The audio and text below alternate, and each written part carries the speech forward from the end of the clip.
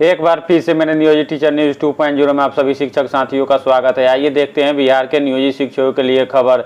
नीतीश सरकार ने दी है बड़ी राहत, 30 साल बाद इस नियमों में किया है बदलाव। तो इस नियम में परिवर्तन होने के बाद किन किन शिक्षकों को होगा फायदा, तो पूरी जानकारी के लिए वीडियो को अंत तक जरूर देखें।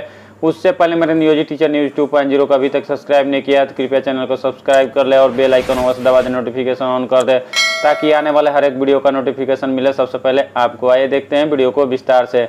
नीतीश सरकार ने दी है बड़ी राहत, 30 साल बाद अनुकंपा के नियम में बदले। सरकारी नौकरी करने वाले शख्स की मौत के बाद अब परिवार को मिलेगा जॉब। अनुकंपा के आधार पर होने वाली बहाली के मामले में एक अधिसूचना जारी की गई है। ऐसे में यदि कोई सरकारी कर्मचारी सेवा में हो और उसकी अचानक मौत हो जाती है तो उस स्थिति में नौकरी का लाभ उसके आश्रित को मिल सकेगा। बिहार सरकार ने अनुकंपा के आधार पर नौकरी के मामले में एक बड़ा फैसला लिया है। चूंकि सामान्य प्रशासन विभाग के तरफ से जारी अधिसूचना के मुताबिक जब पति पत्नी सरकारी सेवा में हो और उसमें से किसी एक की मौत हो जाती है तो उसके आश्रित को अनुकंपा के आधार पर सरकारी नौकरी मिल सकेगी। इस नियम को पहले से बदलाव कर दिया गया है। पहले का नियम यही था कि अगर दोनों पति और पत्नी दोनों सरकारी जॉब में हैं, अगर किसी कारणवश किसी का देहांत हो जाता है तो उनके आश्रित को इस तरह का लाभ नहीं दिया जाता था। लेकिन इस लाभ को 30 साल बाद बिहार सरकार ने परिवर्तन किया है।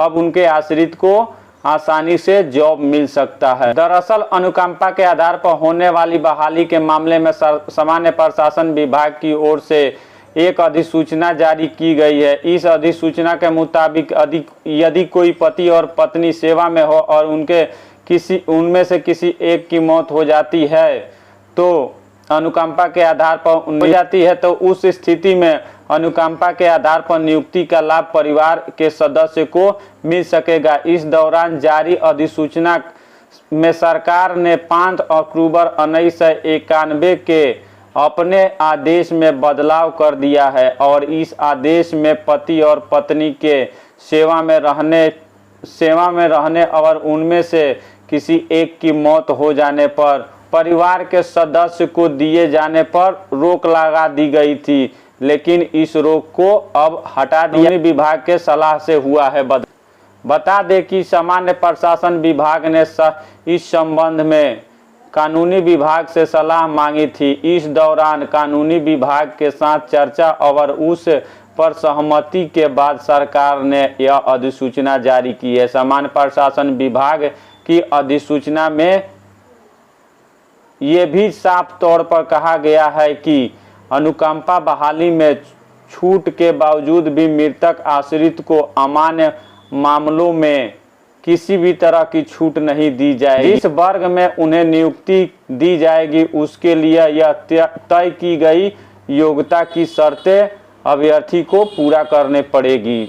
जो नियम कानून है उसको कॉलम को पूरा करना पड़ेगा। जानिए परिवार के दूसरे सदस्य कैसे ले सकेंगे पेंशन।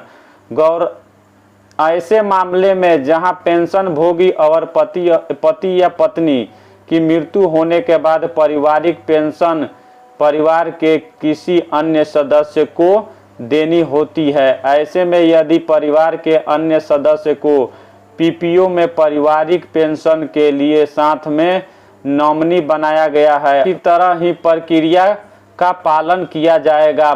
मगर यदि परिवार के अन्य सदस्य का नाम पीपीओ में शामिल नहीं है तो उन्हें नए पीपीओ जारी कराने के लिए कार्यालय से संपर्क करना होगा। सरकारी कर्मचारी पेंशनर ने पिछली बार सेवा की थी, वहां से संपर्क कर पूरा डॉक्यूमेंट्स कंप्लीट करना पड़ेगा, उसके बाद ही उनको पेंशन का लाभ मिलेगा। तो वीडियो में इतना ही। वीडियो में लास्ट तक बने रहने के लिए धन्यवाद। वीडियो को ज़्यादा से ज़्यादा शेयर करें, वीडियो को एक लाइक अवश्य करें और चैनल को सब्सक्राइब जरूर करें।